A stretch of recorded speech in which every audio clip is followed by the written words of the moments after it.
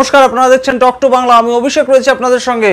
এই মুহূর্তে যে গুরুত্বপূর্ণ খবর, আর কিন্তু 1.5 ঘন্টার ব্যবধানে বিশ্বকাপ মঞ্চে ভারত, এবং সেই জায়গা থেকে কিন্তু সাউথ আফ্রিকার এগেনস্টে ভারত খেলতে চলেছে বিশ্বকাপ, এবং বার্বাডোসে কিন্তু হতে চলেছে 2024 সালের টি-20 বিশ্বকাপ। সেই খবর নিয়ে বিস্তারিত আলোচনা করব, কিন্তু তার আগে অবশ্যই টক টু বাংলা ইউটিউব চ্যানেলটিকে সাবস্ক্রাইব করুন এবং প্রত্যেকটি ভিডিও লাইক, কমেন্ট, শেয়ার করে বন্ধু বান্ধব পরিচিত বলে ছড়িয়ে দিন টক টু বাংলা। আসছে সেই খবরে, আজ কিন্তু আর কিছুক্ষণের ব্যবধানে ফাইনালি বিশ্বকাপ মঞ্চে ভারত এবং সাউথ আফ্রিকা, এবং রোহিত শর্মা এবং এইডেন মার্করামের টসের মাধ্যমে কিন্তু আর কিছুক্ষণেই শুরু হতে চলেছে ইন্ডিয়া ভার্সেস সাউথ আফ্রিকা টি-20 বিশ্বকাপ। এবং টি-20 বিশ্বকাপ কিন্তু আজকে 140 কোটি মানুষ 2014 সালের যে টি-20 বিশ্বকাপ ফাইনালের যে স্মৃতি, সেই স্মৃতি নিয়েই দেখতে বসছে। ঠিক যেমন আগের দিন বলেছিলাম যে সেমিফাইনাল 2022 সালের স্মৃতি নিয়ে দেখতে বসেছিল দেশের মানুষ, কারণ সেমিফাইনালে কিন্তু আগের বার 2022 সালের যে বিশ্বকাপ হয়েছিল টি-20 ফরম্যাটে, সেইখানে কিন্তু বিশ্বকাপ মঞ্চে ভারতবর্ষ উঠতে পারেননি, তার আগেই তাদেরকে বিদায় নিতে হয়েছিল সেমিফাইনালের থেকে।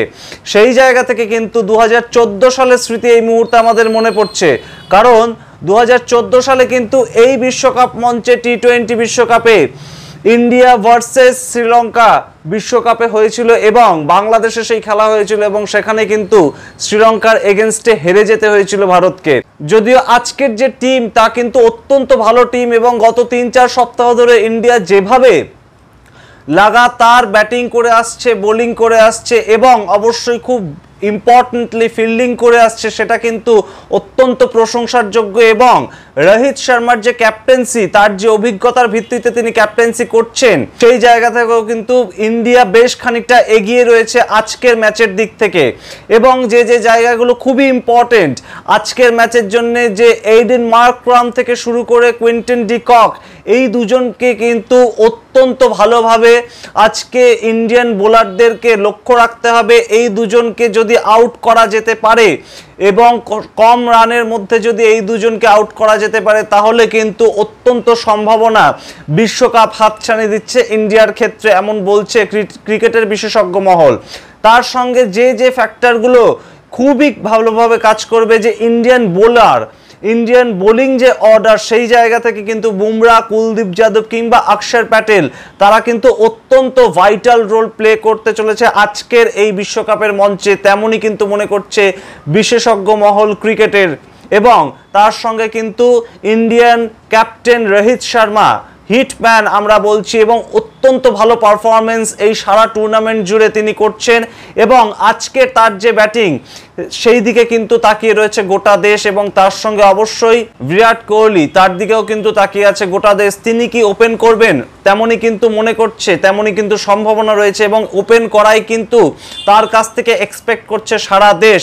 এবং তিনি আজকে ভালো খেলুন। কোথাও গিয়ে বিশ্বকাপের মঞ্চে, টি-20 বিশ্বকাপের মঞ্চে বারবার তিনি আউট হয়ে যাচ্ছেন খুব কম রানে, এবং সেই জায়গা থেকে কিন্তু আজকে কোথাও গিয়ে স্নায়ুর চাপ আজকে অত্যন্ত বেশি থাকছে ব্যাটসম্যানদের ওপর। এবং অবশ্যই কিন্তু আজকের যে পিচ, ক্রিকেটের বিশেষজ্ঞ মহল মনে করছে কিন্তু আজকের পিচে ফাস্ট ব্যাটিং করা অত্যন্ত ইম্পর্টেন্ট হবে, এবং সেই ক্রিকেটের বিশেষজ্ঞ মহল কিন্তু মনে করছে আজকের যে পিচ, সেই পিচে কিন্তু ফাস্ট ব্যাটিং করা অত্যন্ত জরুরি, এবং ফাস্ট ব্যাটিং করে 20 ওভারে অন্তত 180 রান টার্গেট না দিতে পারলে কিন্তু বিশ্বকাপ জিততে বেশ খানিকটা বেগ পেতে হতে পারে ভারতীয় দলকে। এবং যে বোলিং অর্ডার আছে সাউথ আফ্রিকার, সেটা অত্যন্ত ভালো বোলিং অর্ডার এই মুহূর্তে তাদের।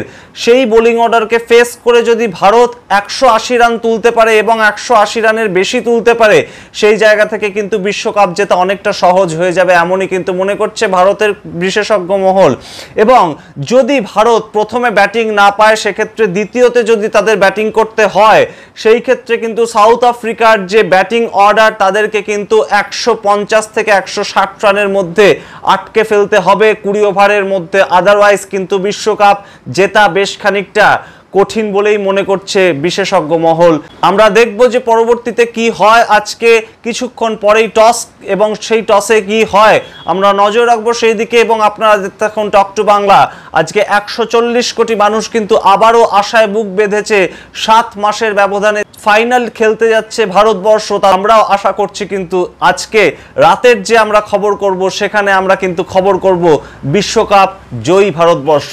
এবং 2011 সালের পরে আবারও 2024-এর 29শে জুনের রাত আমাদের আনন্দের রাত হবে, এমনই কিন্তু আশা করছি আমি, আপনি, আমরা সবাই।